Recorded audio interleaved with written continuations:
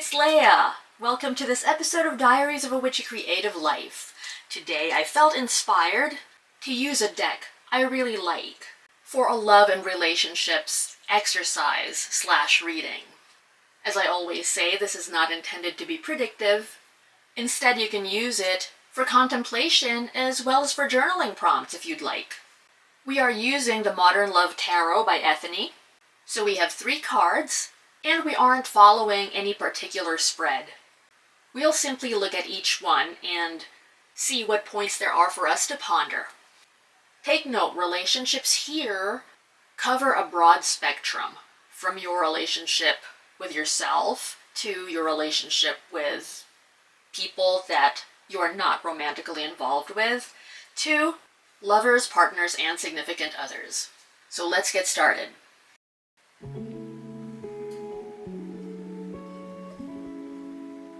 Our first card is the Queen of Swords. Of course, there are always a few possible ways to interpret a card, so I'll share a few points that you can ponder over and see which one resonates with you the most. Let's talk about honesty. The Queen of Swords could be guiding us to take a look at how we present ourselves to other people. Where might you be pretending to be something that you're not? And we're not talking about sharing the whole entire truth with someone that you've just met, or even with people that you don't owe any explanation to. But where might you be deliberately embellishing who you are? And if there's a situation like that in your life, take a look at why. Do you feel like you have to impress somebody? Or perhaps you don't believe deep down that who you are, your authentic self, is good enough to be loved and accepted. It's also about being fair and honest in the sense of if a relationship is over, on your end at least, but you haven't come around to sharing that yet with your partner or the person you're seeing, maybe now's the time to do that. And if you have a lot of resistance towards it, see what you're afraid of losing so that you could address that.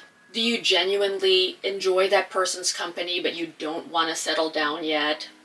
Or you tell yourself you don't want to hurt their feelings, that's why you're still there.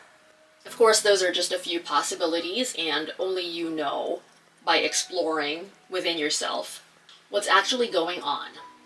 One other thing is to check where you might be a little too harsh. Like, just because something is the truth doesn't mean you have to deliver it brutally. Is there anywhere in your life where you could add a little bit more compassion towards how you say something or how you communicate? That was card number 1. Let's move on to our second one, which is the Ten of Wands. You can probably guess at least some of what I'm going to say just by looking at the picture. The person on the card is carrying quite a load. So yeah, where might you be shouldering a little too much? For those who are in a relationship, might you be taking more responsibility at the moment and you're starting to feel resentful? Now would then be a good time to open up communication about that. Sometimes our significant other doesn't even know the weight that we carry, and them being informed will make all the difference in splitting that load up. For some, though, you might come to the realization that who you're with doesn't really care about your feelings. And not to throw the word lightly around, but you might even discover or begin admitting to yourself that you're involved with someone who has narcissistic tendencies. This card being right in front of us is a great opportunity for us to check where our boundaries might be weak, or where we're willing to carry a heavy load, but maybe only for a specific period of time, because we are working towards something that's worth it. But if that isn't the case, it could be time to examine something that maybe was simply passed down to us and we never questioned why we should be the one carrying it. And it could also mean you've thrown yourself into work or responsibilities a little too much. It isn't even necessarily about splitting that load with someone else. And now could be a good time to take better care of yourself.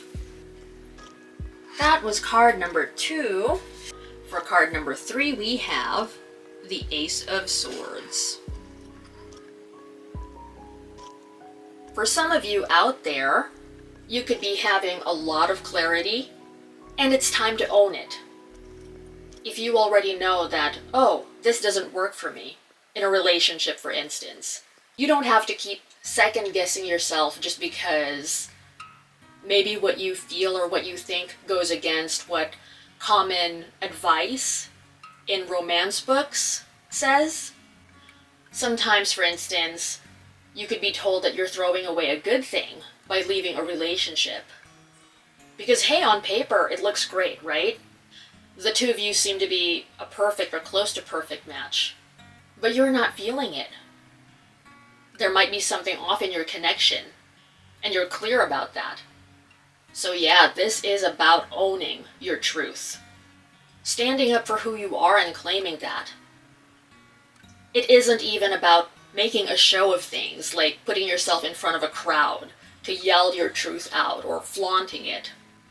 It could be more along the lines of, I am deciding from now on, I am not accepting this in my life anymore, or I'm no longer going to accept treatment from people that belittles me or shames me. What's the right thing for you? Claim it.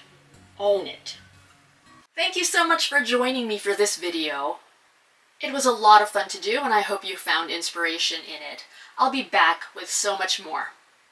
Until next time, see you soon. Bye for now. More diaries of a witchy creative life yet to come.